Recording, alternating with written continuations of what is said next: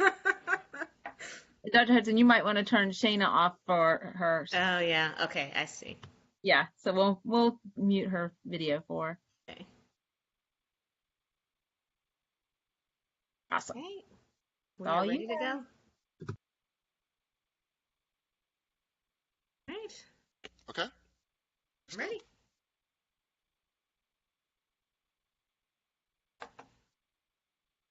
I'll let you start, Amanda. All right. Well, let me. I need to share my screen here so we can get the presentation up.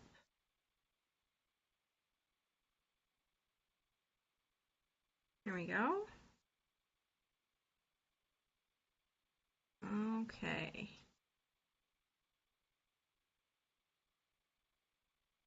All right. Okay.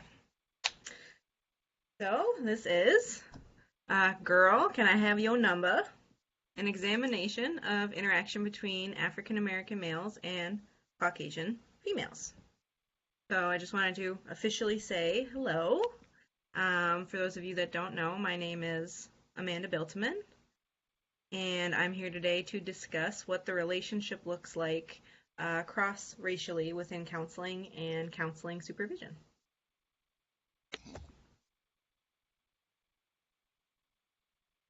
And of course, of course, you guys know me. My name is Dr. Rodney Harris, and to kind of put this context, okay, wait.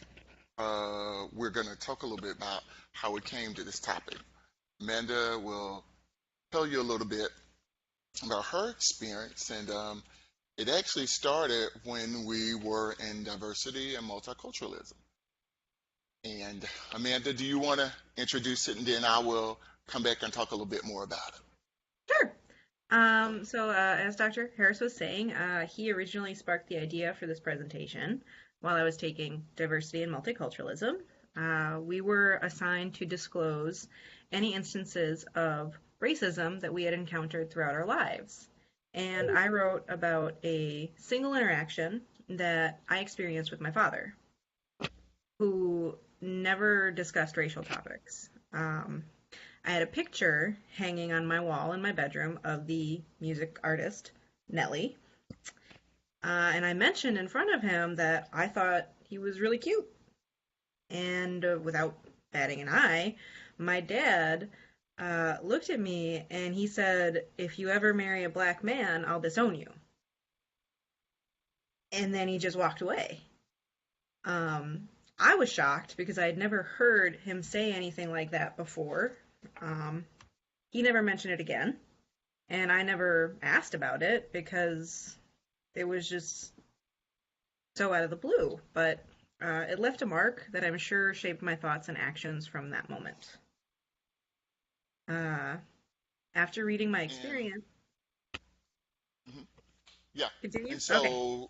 right, yeah, and so after reading Amanda's experience, I shared some insights with her. I shared a couple. I shared two.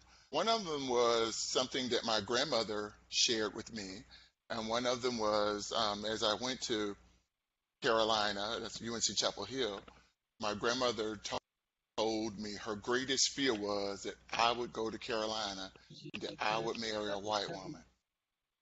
And that was her, that's what she told me. You don't go to Carolina and don't marry a white woman. And one of the ways that it came out for me in practice was, in kind of an unconscious level, was when I first came out to practice, I would not see Caucasian females as clients. And when I first started out practicing, one of my mentors, a very wise man, told me, and when I first started my practice, he said, well, I want to give you some feedback. Class 3 days to be 3 was the cost of the mailer. Don't put it in yet, it'll keep you out. It's like He said, the Blue Jeans, he said that, my goodness, of course it would do this.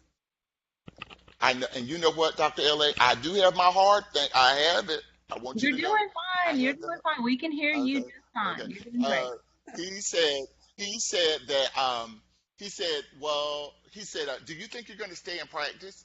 And I said, I think so. And he said, I want you to know that who do you think comes to practice? Who do you think comes to counseling more than anybody? He's Caucasian females.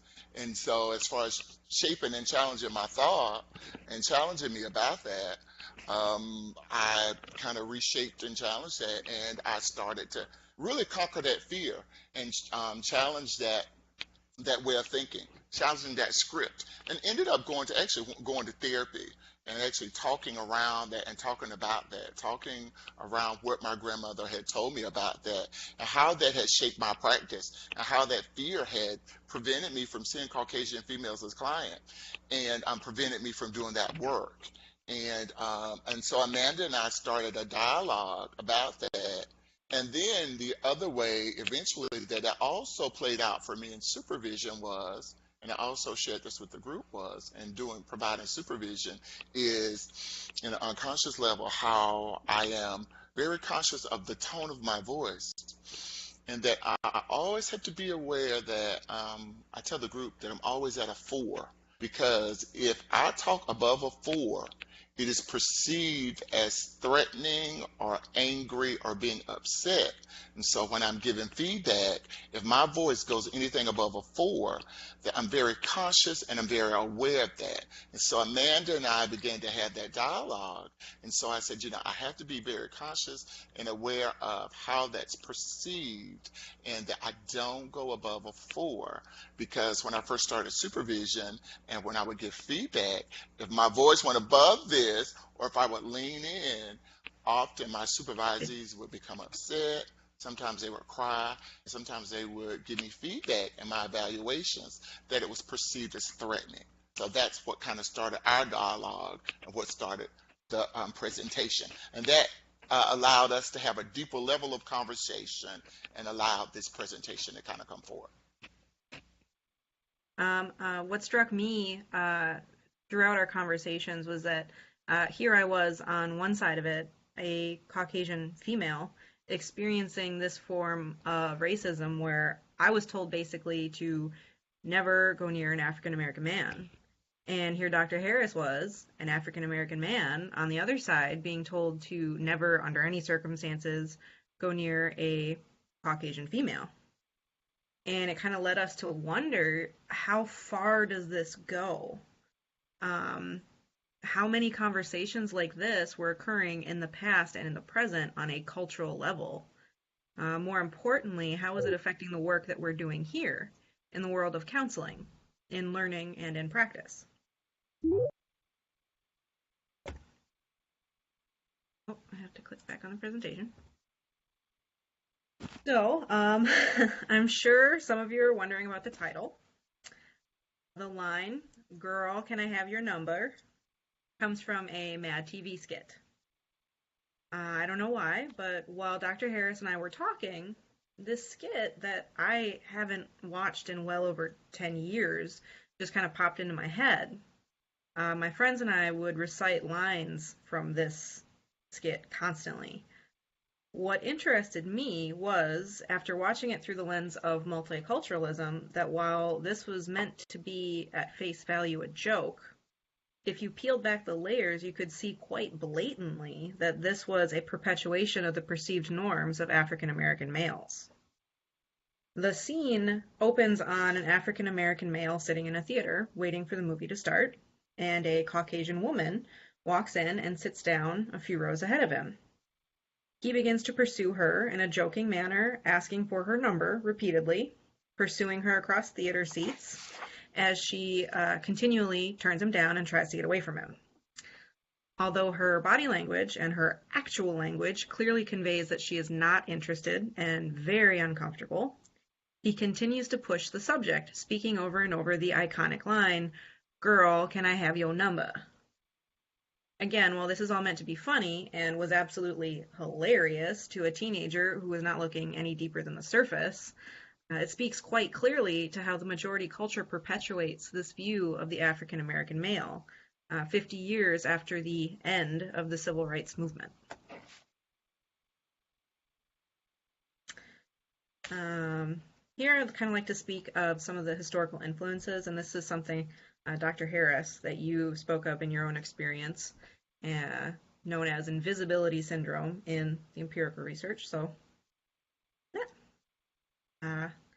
Franklin and Boyd Franklin discuss an interesting concept in the modern day for African American men that has been the result of our country's history of slavery, oppression, and discrimination.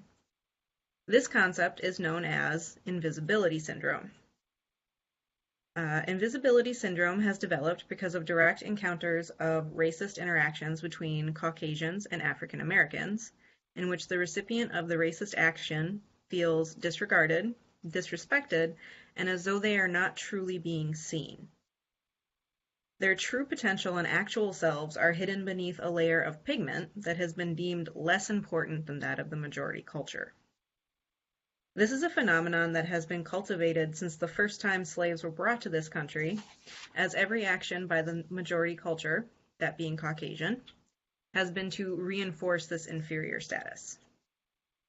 The paradox lies in the struggle to achieve acceptance in an appropriate way in which to make themselves visible, with specific attention being paid to knowledge of stereotypes. Franklin and Boyd Franklin go on to comment that the mindfulness of that African American men exhibit, knowing that to be seen as an equal, they need to be cognizant of such characteristics as their gait, volume of speech, how they dress, etc., for fear of being labeled as the stereotypical angry, violent black man. While making choices to be seen in an appropriate manner, they are forced to hide a piece of themselves. In other words, make that self invisible, highlighting the impossibility of this tightrope walk the African American male must endure.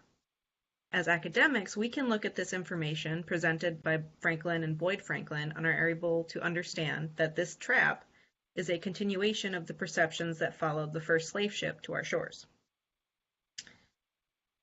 So, other than the presence of invisibility syndrome, what kind of effect does this oppressive attitude enacted by the dominant Caucasian culture have? While a bit dated, Rotenberg and Serda present a study that I think has deep ramifications for majority-minority interactions today, because the history doesn't change, and the patterns of oppression and discrimination in each instance is mostly unchanged. Rotenberg and Serda examined what trust expectancies would look like between Native American children and Caucasian children in Canadian schools. Given the history of oppression at the hands of the Caucasian population, they hypothesized that the Native American children would find other Native American children more trustworthy than Caucasian children. While they expressed that further research needed to be done, as their sample size was less than ideal, this is exactly what they found. Native American children found Caucasian children much less trustworthy than other Native American children, and believed that they would be more likely to tell secrets, break promises, and not tell the truth. The Caucasian children in this sample felt similarly about the Native American children. However, they were more inclined than the Native American children to continue to trust them. This type of research is significant because it points us in a direction for fighting prejudice and discrimination by working to promote trust between the majority and the minority cultures.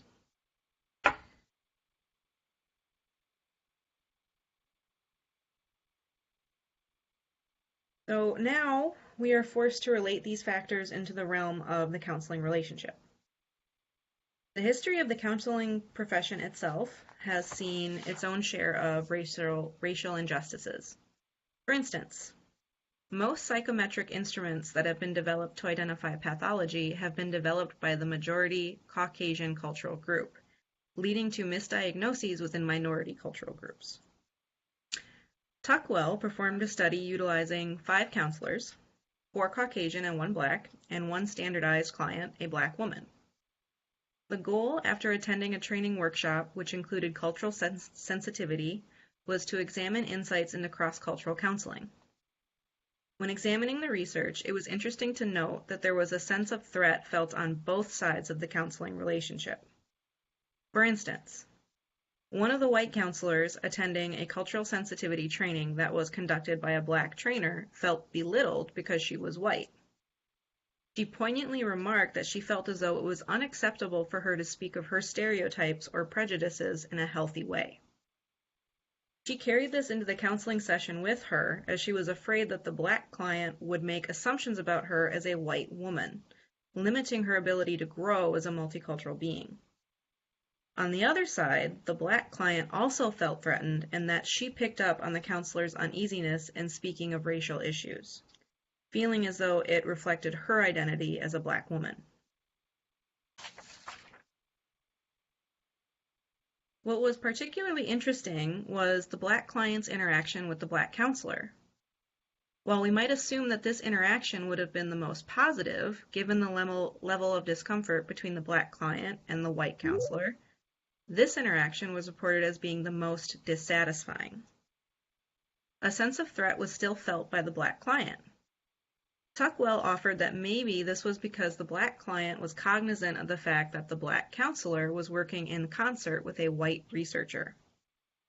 Is it possible that the Black counselor was somehow viewed as a collaborator with the white researcher, and therefore to be distrusted?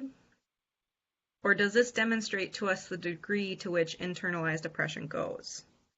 Tuckwell highlighted a point that is made by several writers, that the effects of the deeply laden internalized oppression of African American individuals is such that when seeing a counselor of the same cultural background, the client feels as though they are receiving inferior treatment because the counselor is not white.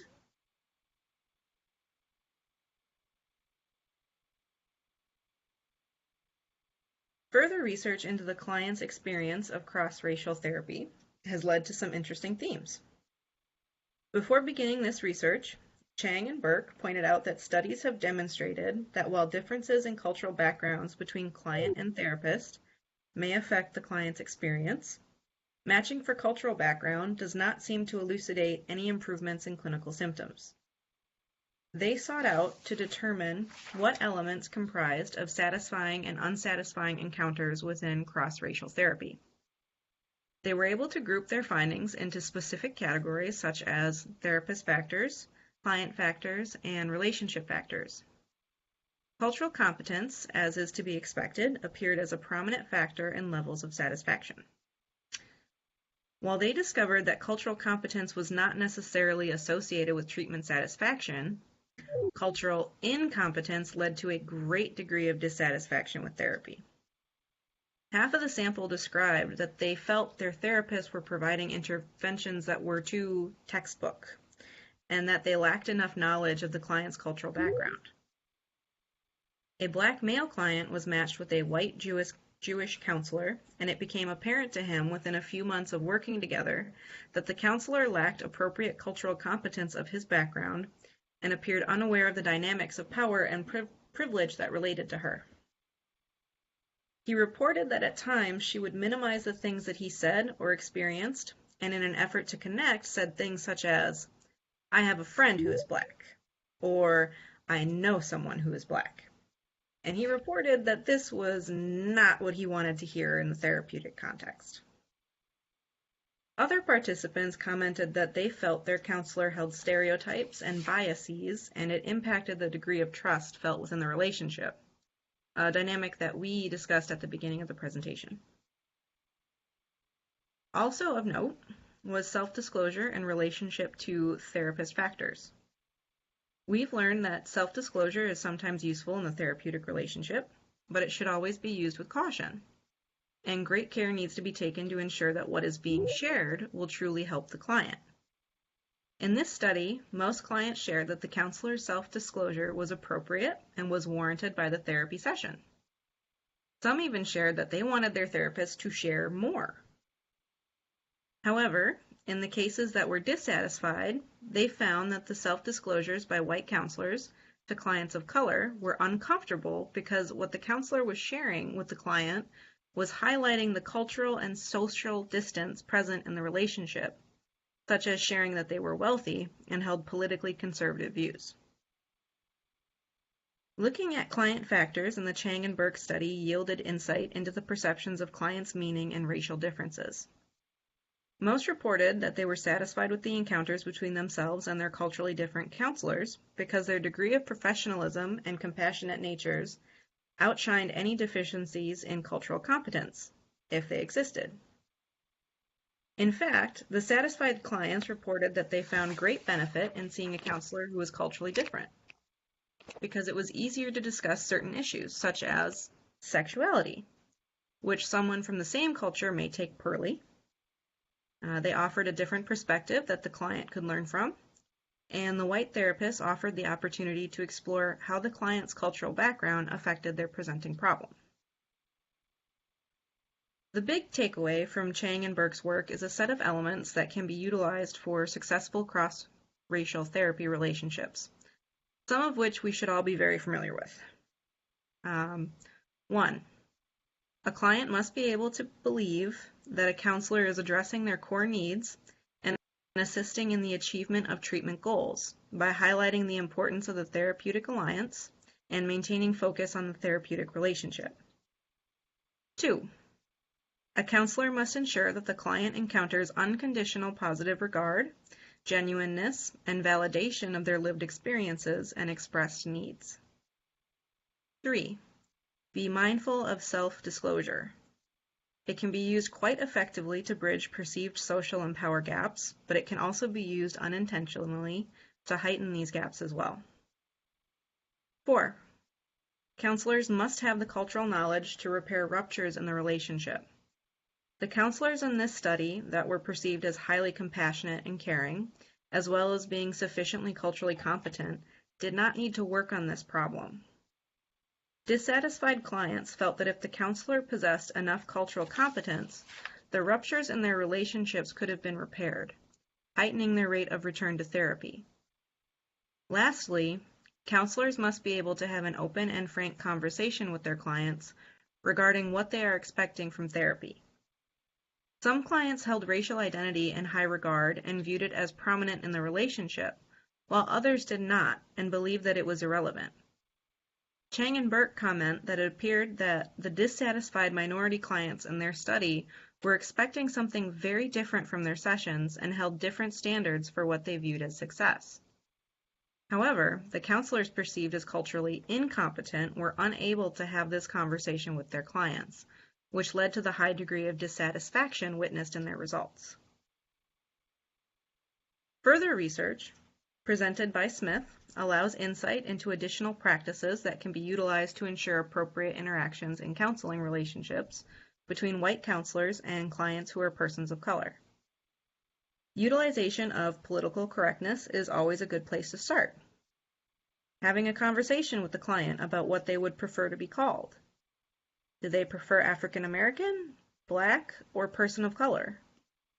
Political correctness heightens one's awareness to the power of language and how easily linguistic microaggressions can occur. In line with the idea of microaggressions is the idea of difference blindness, meaning that we believe that there is no such thing as being different. We're all the same. Race should be irrelevant. The problem with practicing this concept is that it only makes us aware to instances of overt racism, while continuing to minimize the oppression felt by marginalized groups. Smith comments that it also creates a sense of the very discussion of multicultural issues being taboo. In line with the findings just discussed from Chang and Burke, we must be willing to admit in an open and supportive way that we are different and be able to have a constructive conversation about it. Another aspect of Smith's work was to discuss the concept of decolonization. Basically, this means that we recognize that modern practices in psychology and counseling grew out of European white ideologies, and we work to question everything that has arisen from these ideologies. Decolonization is a concept that encourages us to question all of what we know as counselors, to understand how social forces work to perpetuate oppression and discrimination in our field, and then work to tear this apart. In working with clients, it means that we are not afraid to ask questions about race and culture, and that we are not afraid to work with them to determine whether societal oppression has influenced their lives to a degree in which it affects their presenting concern. We should not be afraid to have this conversation to address any issues of historical trauma, promote egalitarianism within the therapeutic relationship, and find ways to incorporate non-Western epistemology when appropriate. With us having unpacked so much, I want to take a second for us to pause before we move to the next part, and wanted to see if anyone had any questions or any comments or anything they wanted to say before we moved on to the next section, because there was so much helpful information, and there was such a good summary, so much content, and there was so much meat. I know there was a next part in talking specifically about counseling relationships. I didn't want to move to the next part, particularly when we were talking about the counseling dynamic, before we move to the next part, to see if there were any questions or if there was anything that anyone wanted to ask me or ask us or talk about regarding the first part. So I wanted to see, kind of pause, break, see if there was anything that you wanted to ask us, talk, any thoughts, anything that was on your mind, anything that maybe something that was maybe anything that you wanted to talk with us about. I wanted to pause and give you guys the opportunity to talk before we move forward.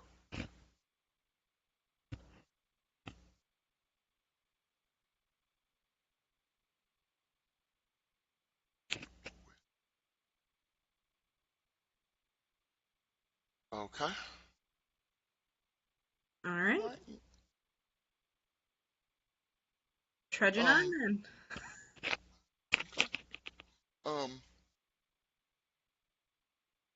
as we get ready to the move forward, let me just say a little bit as Amanda gets ready to go forward. I think the first part that the next part is we talk about counseling supervision. And Amanda, I talked just briefly about this before I kind of let you go on and pick up with this part. Is the next part is we talk about the counseling relationship and how the dynamic is impactful and how it comes forth. There is how how that dynamic is impactful. And you guys heard me talk a little bit about how it impacts me and um, how transparent it was for me. And so some of the dynamic and some of what Amanda's going to give us a little more dynamic, and she's going to talk about that and what the research has said is what are ramifications, particularly in cross-racial supervision, and how the centuries of racial oppression and discrimination, how does that affect the relationship from the majority culture, and particularly in the minority culture. And we're going to talk specifically about what does the research say about that. So we're going to talk a little bit about that, give you some of what the current research says, and talk a little bit about that. And then we're going to come towards the end, give you an opportunity to ask us some questions about that. And then we'll summarize, and then we'll move forward. So this is another 10 minutes, and then we'll give you guys an opportunity to ask us some questions. Okay. So, the next logical step is to examine what the ramifications are for cross-racial supervision. How do centuries of racial oppression and discrimination transfer to the relationship between someone from the majority culture and one from the minority? Here is where the racial identity model comes into the picture. Young underscores the importance of white supervisors needing to develop an awareness of being white, and what that means for someone who is of African American descent who is their supervisee. Young goes on to state that it is indeed difficult for this pairing to develop a level of trust that enables open and unguarded communication, the basis for which we have already discussed in the research related to trust expectancies. A white counselor's inability to understand what their whiteness means for the other person could be irreparably damaging for the supervisor-supervisee relationship. The step towards a healthy working relationship within this dyad hinges on the supervisor's ability to not only understand their culture and the multiple identities that one has, but that of their supervisee and the client that the supervisee is treating. Additionally, Jung points out the myth of sameness when discussing different cultures. For instance, you look at me and you see a white female. So I must have the same cultural background as every white female. But I don't. I'm English, Scottish, and German. These separate cultures are similar, but differ wildly in many aspects. English, Gaelic, and German are all very different languages. Consciously, I know this, and you know this. I know that I may be from a different cultural background from another Caucasian woman in the room, but others tend to group people on these characteristics and believe that they all come from the same place. Being cognizant of this, it can help us to admit our humility in the supervisory relationship and open a conversation to learn from each other and to solve issues that we don't fully understand, so we can learn going forward. Let's examine for a few minutes supervision dyads that consist solely of persons of color. Jernigan, Helms, Green, and Perez-Galdron conducted a study matching varying persons of color supervisors with persons of color supervisees. Someone who is not highly educated in the world of multiculturalism would think that these supervisory relationships would be satisfactory. But the amount of problems that arose can point us in a direction to attempt to assure an appropriate nurturing relationship, especially in the context of a white person of color supervision. What they found was that where everyone is in the development of their racial identity matters. So, at the bottom rung, over there, or the initial phase of racial identity theory, lies conformity, in which an individual simply wants to be accepted by the majority culture and works in ways to fit in, adopting a kind of colorblind lens. At the top is the phase of integrative awareness, in which an individual is fully aware of racial inequality and forms of oppression, but can still see the strengths and weaknesses of all racial groups. Jernigan, Helms, Green, and Perez-Galdron observed that when a supervisee was more advanced in their racial identity than the supervisor, there was more dissatisfaction. These supervisees felt that they needed to bring up the topic of culture, and because of their supervisor's less advanced racial identity, their concerns were disregarded. The supervisees felt that they couldn't cross this barrier because of the inherent power dynamics at play in the relationship. Their supervisor is the one that's supposed to have the most experience, right? How could they question them? Because of their views being minimized, supervisees were less likely to bring up any further mention of racial issues because they no longer held trust in their supervisors.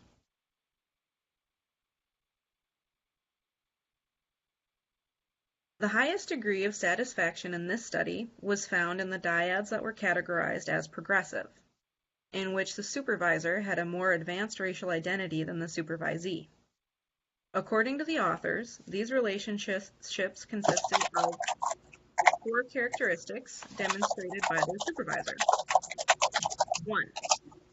They created an open, safe environment in which the supervisee felt comfortable in exploring their personal beliefs, experiences, and values in relation to cultural issues.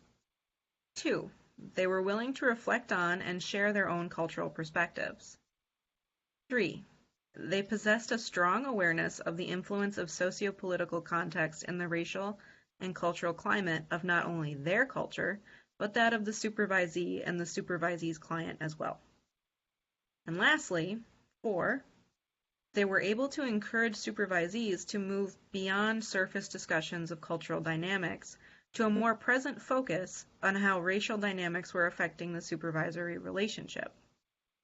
Further, they were willing to bring up race and acknowledge the conflict it was causing in the supervisory relationship, to evaluate their own competence regarding the subject matter, and to seek out ways to improve their progressive professional relationships. However, responsibility in the success of these relationships did not lie solely in the hands of the supervisor and their competence.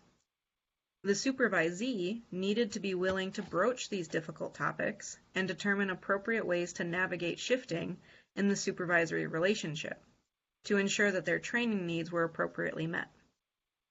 Furthermore, supervisees should have professional contacts and mentors outside of their supervisor to process their supervisory relationship and determine if what they are experiencing is normal or whether they should make the decision to move on to a different supervisor. Lastly, let's take a look at how white supervisors compared to persons of color supervisors. Schroeder, Andrews, and Hines summarized the research that they found, in which it was reported that minority cultural supervisors tended to be more culturally competent than their white peers, were more influential in the supervisee's multicultural growth, and spent more time discussing cultural issues with their supervisees. Greater satisfaction was reported when the supervisors, regardless of racial status, took an interest in the cultural background of their supervisee and were willing to fully acknowledge the existence of cultural differences within their relationships and remain sensitive to this fact. Disregarding this aspect of the relationship led to much of the same outcomes that we saw in the research previously discussed, in which supervisees were more apt to become withdrawn. Here again was also seen the importance of having a higher racial identity. Supervisees reported here as well that when their supervisor had a more advanced racial identity, they felt as though they could connect more with them, and they felt a greater emotional bond. Again, we're seeing this need to understand ourselves and our cultural world to be more effective in helping others. Being Caucasian means that we need to understand how our actions have affected other cultures and how they continue to affect us in a professional relationship.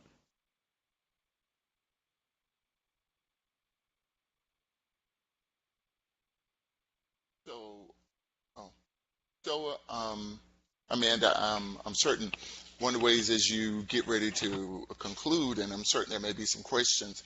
So one of the transparent ways that, in my experience, that this may manifest in a supervisory relationship is, for me, as an African American male, one of the dynamics or what, it's really important for me is that the issue of race is something that will be discussed in supervision, because one of the dynamics and one of the lens that I approach and the way I see counseling and the way I approach supervision is through the lens of an African American male.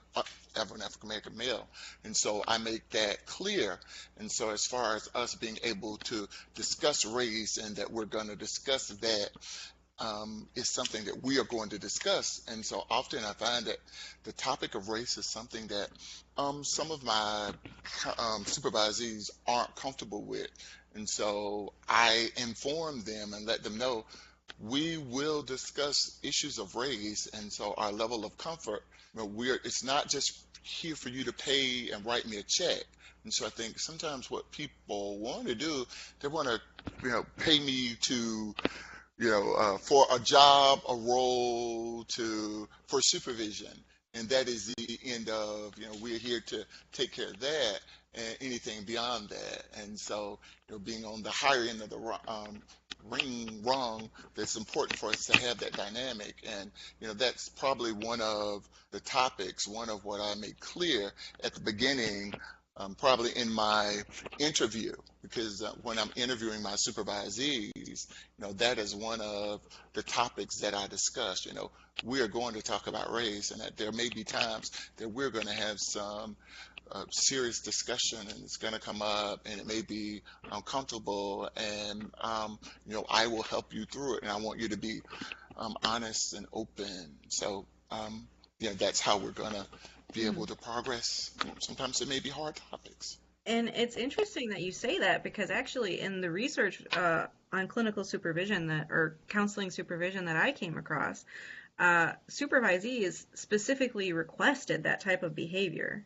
They wanted direction from their supervisor. They didn't want somebody that they just had to pay, here's my money, be my supervisor, end of the line. They wanted somebody who would foster that growth, even if, they weren't entirely multiculturally there. It was something that they almost didn't know they wanted, but they knew they wanted it. Yeah, I think it's this whole idea of the intentional supervision. It's intentional that we have that dialogue. Um, I think for those of you guys that are here, I'm really interested. I know we have a couple of other professors and other of my students, learners that are here. So I'm interested in hearing some feedback. I'm interested in hearing, you guys are here, so I'm interested in hearing reflections and feedback and what are your takeaways, and interested in hearing you guys ask questions or saying something to us as we get ready to proceed. Got a couple minutes, so say something to us. Impressed me presentation, and I guess it's a two-factor comment. The first is the idea that within the umbrella of whiteness, culturally, there is almost, I guess, in some ways, the gift of knowing specifically which nationalities create that level of whiteness. And only recently, with things like Ancestry DNA, have people who are African American, in many cases, had the access to that same kind of connection. And I'm wondering, because that is a developing area, how that might ultimately affect feelings of connection to ancestry. African Americans aren't just monolithic in identity, but comprised of many different cultures that they can now explore. That was one interesting point that was brought up. And the other thing that I kind of wonder about is if we look at people of different races as a monolithic group. So are African Americans pretty much the same, but European Americans or Asian Americans or Latin Americans comprised of different cultural identities because of the historical factors that created race and how that may play into supervision. Mhm.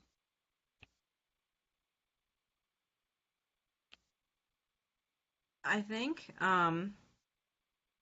as they improve, like especially Ancestry, which is interesting.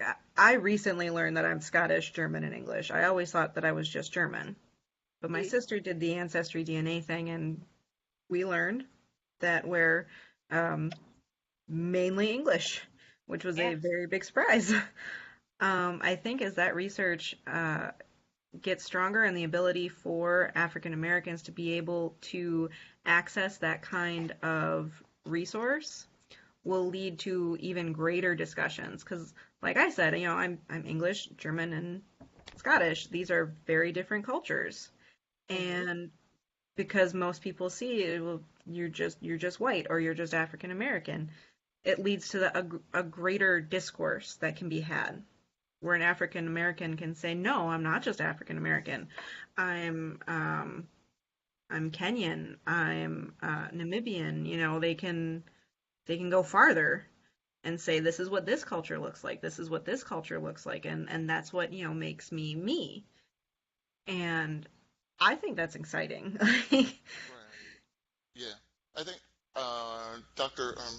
PRW, I think, as you were talking, and I know you and I have had a bit of a dialogue about this on my two things.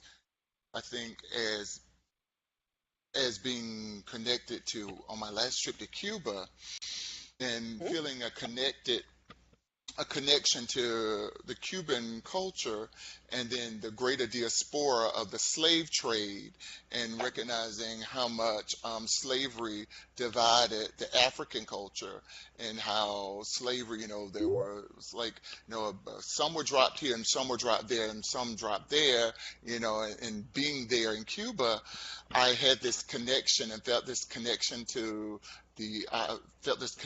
there that I haven't felt many places, and I thought about the greater impact and of being separated and being divided, and the intentionality of that separation, and what was missing, and really feeling like something missing, and wanting to be connected, and the importance of the greater diaspora and being connected there, and not thinking of myself as being one, and the importance of renewing that connection, and of what else, of renewing that, and of going to Ghana, and just kind of finding out what else the other parts of. So as you're talking about that, as you mentioned that, I thought of that, and you know, what else is out there, and making those connections, and the importance of that, and that there's so much strength in that, once you find that out.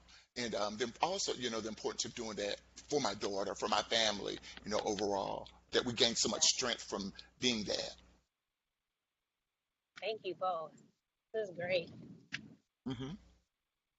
Amanda, Dr. Harris, there is a question in the chat. Yes. Uh-huh. So, Okay, I'm sorry, give me a second. I'm trying to get to it. yeah. I saw that, okay, there's a ring. So she mentioned my early experience with my grandma and race. Besides going to counseling myself, how did you get this past that issue? So I think some of it was, having these honest, this dialogue, I think, and talking openly about it. I think, not only with learners, I think, we talking about it in, diversity and multiculturalism, and also talking about it in 528, and talking about it in practicum. If you've been to 528, everybody that's been through my 528 will tell you they've heard it. And we talk about it openly, and we talk about it honestly. We have transparent discussion about this, and how it shaped my practice, and how it shaped me, and how it shaped my world. And I've done that. I've presented on it. I presented on it, locally, nationally. I've these kind of presentations. I've done it. So I think as I've continued to do that, it's helped me heal. It's helped me talk open. It's helped me become okay with it, and how those scripts, that I didn't become trapped in it, and how it informed my practice. It's helped me get better with it, and that I don't allow it to, I don't allow it to impact my work, because, that it didn't keep me from growing, because I know that didn't allow me to get stuck in my stuff, and to get stuck, and to impact me in a way, and to keep me frozen. And I'm thankful for my mentor, and I'm thankful that he interrupted that thought pattern, and I'm grateful for that opportunity. Because being transparent with you, even in a greater degree, a couple years later, I met Dr. LA. And I met Dr. LA at a supervision conference, a supervision workshop. And I met Dr. LA at a supervision workshop, and we ended up putting together. We ended up working on a proposal. We ended up working on putting together a workshop for the state of North Carolina. And I don't know if I would have, I don't know if I would have emotionally, mentally been in a place to be able to form, a relationship with her, if I had not done that work.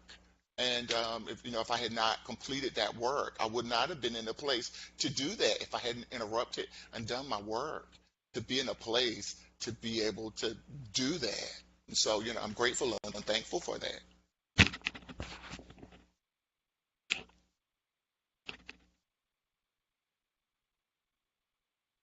And fast forward Okay, 10 years, I'm here.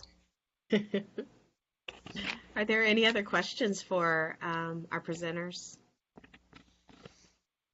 I do. My name is Constance, and this question is for Dr. Harris. I just wanted to know if you've ever had an experience where, particularly when you were being supervised, if you felt like your supervisor was maybe walking on eggshells or treating you different.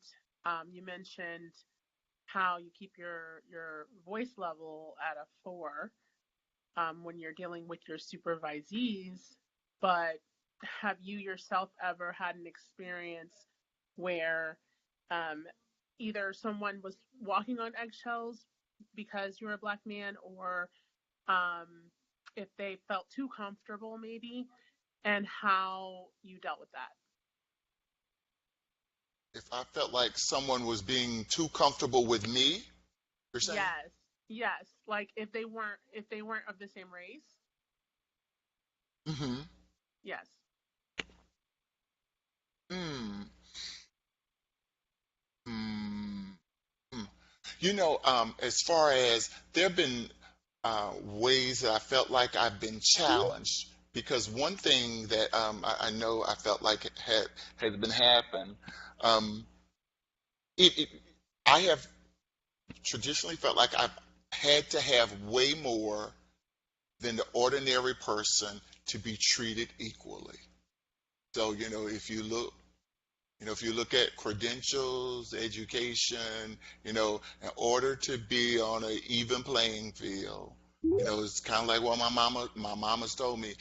In order to be treated equally, you need to have way more. And so, if I've ever felt challenged, I will say, look at this. you know I will, if I've ever felt threatened or challenged or in any way, or anyone, I will just say, look at this, see this, that is what I have done, that is what I would do, that's what I've done. So if I ever felt that, that's what I would say. Let that speak. That's what I will let speak. So, I don't know if I answered your Thank question, you. I think you but did. okay. It felt like All you right, did. I Thank hope you. I so. appreciate Okay. it. Okay. Mixed race. Man, we got 2 minutes, 3 minutes, probably, real quick. You got more like 2 minutes. Okay. Two. uh, Amanda, you see the question on the screen? I Mixed race. do. Let me think. Okay, let me think. I can stop sharing here for a second. Mm, yeah, let me see. The last one. Let me see. On this one, did we see anything on buy a Grant, any or research mixed race? Any regarding? research? Da, da, da. I did not run into any research on mixed race individuals. I think that's definitely an avenue for research, though. That's interesting. That would be something additionally that I would need to go. I think it was mostly because um, the research that I was looking at was really focused on, well, what does it look like um, between um, Caucasians and those who are of a single race, such as African American or Hispanic American, those that have, suffered that oppression. Amanda, if I could just interrupt you for a second. Andrea, I know this is a topic that's near and dear to your heart, but I just want to make sure that everyone listening has an opportunity to know the correct language to use. So we would say multiracial individuals. That would be the language that we'd want to use. Thank you.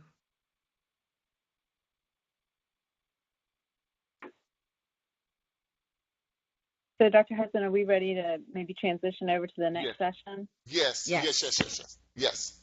Yes. Thank you. Thank you, guys. Good job.